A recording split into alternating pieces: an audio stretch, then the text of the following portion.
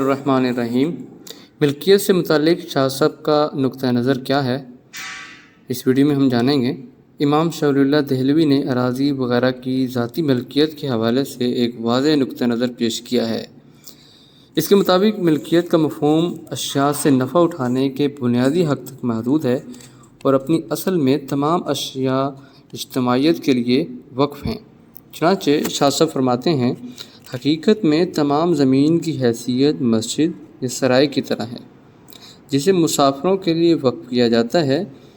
وہ تمام لوگ اس میں ایک دوسرے کے شریک ہوتے ہیں، بس جو سب سے پہلے آ جائے وہ اسے استعمال کرے اور پھر اس کے بعد جو دوسرا آئے وہ اسے استعمال کرے۔ آدمی کے حق میں ملکیت کا مفہوم یہ ہے کہ وہ نفع اٹھانے میں دوسرے سے زیادہ حقدار ہے۔ شاہ صاحب کی اس عبارت سے معلوم ہوتا ہے کہ شاہ صاحب کے نزدیک مفاد عامہ کے دائرے میں رہتے ہوئے ملکیت کا قانون رہے گا۔ ملکیت کا مفہوم بھی متعلقہ شے یا زمین سے نفع اٹھانے کی حد تک ہے، اصل ملکیت اللہ رب العزت کی رہے گی۔ چنانچہ شاہ صاحب فرماتے ہیں کہ اگر زمین بے آباد ہو جائے اور اس علاقے کے تمام لوگ کسی آفت کی وجہ سے ہلاک ہو جائیں تو انسانوں کی ملکیت ختم ہو کر اللہ کی ملکیت خالصتاً باقی رہے گی۔